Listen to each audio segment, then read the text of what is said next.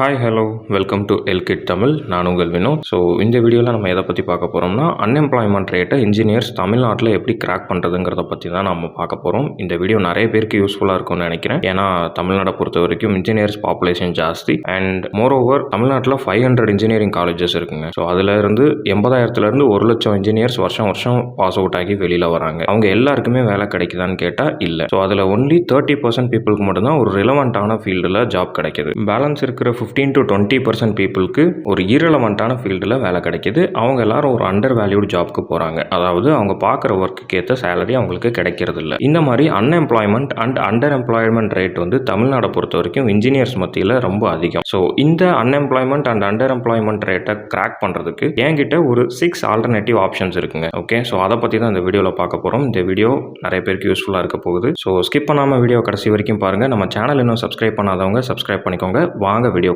போகலாம். First alternate option group exam. இந்த group exam ஆப்பர்ச்சுனிட்டியை நிறைய இன்ஜினியரிங் கிராஜுவேட்ஸ் ஆல்ரெடி ட்ரை பண்ணிட்டு இருப்பீங்க. தெரியாதவங்களுக்காக நான் ஜஸ்ட் ஒரு ஓவர்வியூ கொடுத்துட்றேன். ஸோ இந்த குரூப் எக்ஸாம்ஸில் 5 கேட்டகரி இருக்கு. Group 1, group 2, group 2A, group 3 and group 4. TNPSC group 1 exam நீங்க பாஸ் பண்ணா deputy collector, deputy superintendent of police, assistant commissioner, district officer இந்த மாதிரி ஜாப் போஸ்ட்லாம் உங்களுக்கு கிடைக்கும். இதோட செலக்ஷன் ப்ராசஸ் பிரிலிமினரி எக்ஸாம் இருக்கும், அப்புறம் ஒரு மெயின் எக்ஸாம் இருக்கும் அண்ட் லாஸ்ட்டாக ஒரு இன்டர்வியூ இருக்கும். அடுத்து டிஎன்பிஎஸ்சி குரூப் 2 எக்ஸாம். இது ஒரு இன்டர்வியூ போஸ்ட் அண்ட் இந்த போஸ்ட்டுக்கு என்னென்னலாம் எலிஜிபிலிட்டி கிரைட்டீரியான்னு பார்த்தீங்கன்னா எனி டிகிரி, நீங்கள் என்ன டிகிரி ஹோல்டராக வேணாலும் இருக்கலாம். இந்த எக்ஸாம் பாஸ் பண்ணால் உங்களுக்கு sub registrar, municipal commissioner and assistant section officer இந்த மாதிரி ஜாப் போஸ்ட் எல்லாம் அவைலபிளாக இருக்கு. செலக்ஷன் ப்ராசஸ் பார்த்தீங்கன்னா same like TNPSC group 1 exam மாதிரி தான். இது ஒரு 3 tier selection process. Preliminary exam இருக்கும், அதை பாஸ் பண்ணவங்களுக்கு மெயின் எக்ஸாம் அண்ட் அதை கிளியர் பண்ணவங்களுக்கு இன்டர்வியூ. அடுத்தது டிஎன்பிஎஸ்சி குரூப் 2A. இது ஒரு நான் இன்டர்வியூ போஸ்ட். அதாவது செலக்ஷன் ப்ராசஸ்ல சிங்கிள் ரிட்டன் எக்ஸாம் மட்டும்தான் இருக்கும். ப்ரிலிம்ஸ் மெயின்ஸ்னு சொல்லி எக்ஸாம் ஸ்பிளிட் பண்ணல அண்ட் as well as உங்களுக்கு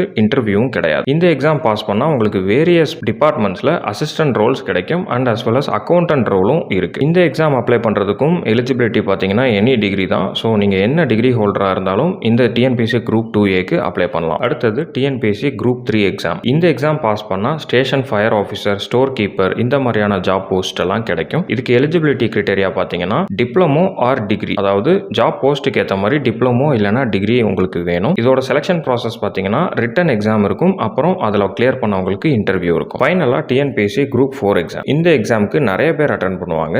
ஏன்னா இதோட எலிஜிபிலிட்டி குவாலிஃபிகேஷன் 10th முடிச்சிருந்தா போதும். ஸோ இந்த எக்ஸாம் பாஸ் பண்ணால் வில்லேஜ் அட்மினிஸ்ட்ரேட்டிவ் ஆஃபீஸர், அதாவது VAO, கவர்மெண்ட் ஸ்கூலில் junior assistant role, typist, bill collector இந்த மாதிரியான ஜாப் போஸ்ட் எல்லாம் கிடைக்கும். அண்ட் இதோட செலக்ஷன் ப்ராசஸ் பார்த்தீங்கன்னா இது ஒரு சிங்கிள் ரிட்டன் எக்ஸாம். இதை பற்றி இன்னும் டீட்டெயிலாக தெரிஞ்சுக்க நான் டிஎன்பிஎஸ்சி வெப்சைட் லிங்க் கீழே டிஸ்கிரிப்ஷனில் கொடுக்குறேன். நீங்கள் இந்த ஜாப் போஸ்ட்டுக்கெல்லாம் அப்ளை பண்ணுறதுக்கு என்னென்னலாம் ஏஜ் லிமிட் இருக்குது, அப்புறம் எக்ஸாம் ப்ரிப்பரேஷனுக்கு என்ன சிலபஸ் நீங்கள் எடுக்கணும் அப்படிங்கிறது எல்லாமே எல்லா டீட்டெயில்ஸும் உங்களுக்கு அந்த வெப்சைட்டில் கிடைக்கும். இல்லை செகண்ட் ஆல்டர்னேட்டிவ் ஆப்ஷன் பார்த்தீங்கன்னா SSB, அதாவது சர்வீசஸ் செலெக்ஷன் போர்டுன்னு சொல்லுவாங்க. இது ஒரு central government defence based job opportunity. SSBங்கிறவங்க இன்டர்வியூ மட்டும் தான் கண்டக்ட் பண்ணுவாங்க. இன்ஜினியரிங் கிராஜுவேட்ஸ் இல்லாமல் மற்ற டிகிரி ஹோல்டர்ஸ் எல்லாருக்குமே இதில் ரிட்டன் எக்ஸாம் இருக்குது. அந்த ரிட்டன் எக்ஸாம் பாஸ் பண்ணால் தான் இன்டர்வியூக்கு அவங்க எலிஜிபிள். பட் இன்ஜினியரிங் கிராஜுவேட்ஸ் எல்லாருமே டேரக்டாகவே SSB இன்டர்வியூக்கு எலிஜிபிளாக இருப்பாங்க. இதில் SSB இன்டர்வியூ கிராக் பண்ணவங்களுக்கு Indian army, Indian navy, Indian air force இந்த 3 அவைலபிள் ஆப்ஷன்ஸ் இருக்கு. பேஸ்ட் ஆன் அவங்களுடைய SSB இன்டர்வியூ ஸ்கோர்ஸை வச்சு அவங்களுக்கு கொடுக்கப்படுற ஆப்ஷன்ஸ்ல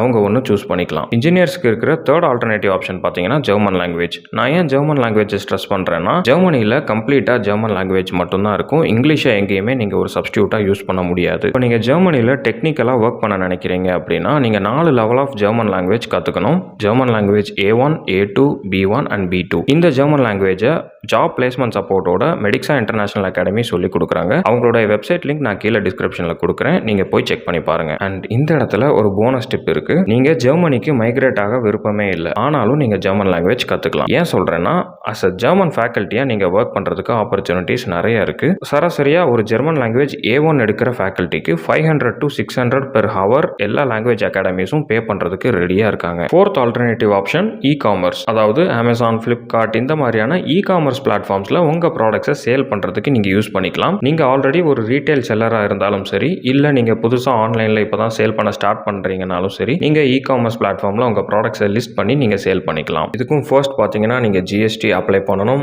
உங்கள் ப்ராடக்ட்ஸை நீங்கள் செல்லர் சென்டரில் ஆட் பண்ணிவிட்டு ஆர்டர்ஸ் வந்ததுக்கப்புறம் அதை டிஸ்பேச் பண்ணணும். ஸோ பேசிக்காக பார்த்தீங்கன்னா இதெல்லாம் சிம்பிளாக இருக்கும். பட் இதுக்கு பின்னாடி ஒரு ஃப்ரேம் ஒர்க் இருக்குது. எக்ஸாம்பிளுக்கு இப்போ நீங்கள் ஒரு ப்ராடக்ட்டை அமேசானில் சர்ச் பண்ணுறீங்க. உங்களுக்கு வரக்கூடிய ஃபர்ஸ்ட் பேஜ் தான் அமேசான் ப்ராடக்ட் டீடைல் பேஜ். அதில் தெரியக்கூடிய product image, title, bullet points, description இதெல்லாமே ப்ராடக்ட் ஆட்ரிபியூட்ஸ்னு சொல்லுவாங்க. அந்த ப்ராடக்ட் ஆட்ரிபியூட்ஸ்லாம் அந்தந்த ப்ராடக்ட்ஸுக்கு அவங்க செல்லர்ஸ் தான் லிஸ்ட் பண்ணுவாங்க. ஸோ இதில் நீங்கள் காமர்ஸ் பிளாட்ஃபார்மில் உங்கள் ப்ராடக்ட்டை லிஸ்ட் பண்ணுறீங்கன்னா இந்த ஆட்ரிபியூட்ஸ்லாம் நீங்கள் தான் என்டர் பண்ணணும். இதெல்லாம் எப்படி என்டர் பண்ணணுங்கிறதையும் ப்ளஸ் ஆர்டர்ஸ் வந்தால் அதை நீங்கள் எப்படி பேக் பண்ணி டிஸ்பேச் பண்ணணுங்கிறதையும் உங்களுக்கு 3 days ஒர்க் ஷாப் கிளாஸ் மூலமாக கண்டக்ட் பண்ணி சொல்லி கொடுக்குறாங்க. அவங்களுடைய வெப்சைட் லிங்க் நான் கீழே டிஸ்கிரிப்ஷனில் கொடுக்குறேன். நீங்கள் அந்த வெப்சைட்டில் ரெஃபர் பண்ணி நீங்கள் யூஸ் பண்ணிக்கலாம். இந்த வீடியோவில் நான் 4 ஆல்டர்னேட்டிவ் ஆப்ஷன்ஸை பற்றி டிஸ்கஸ் பண்ணியிருக்கேன். ஸோ பேலன்ஸ் இருக்கிற 2 ஆல்டர்னேட்டிவ்ஸ் கொஞ்சம் டாபிக் பெருசுன்றனால நான் நெக்ஸ்ட் வீடியோவில் கொடுக்குறேன். ஸோ இந்த வீடியோவோட கண்டினியூட்டியாக நீங்கள் நெக்ஸ்ட் வீடியோவை எக்ஸ்பெக்ட் பண்ணலாம். அது வரைக்கும் stay tuned with Elkid Tamil. This is Vinod signing off. Bye. Take care.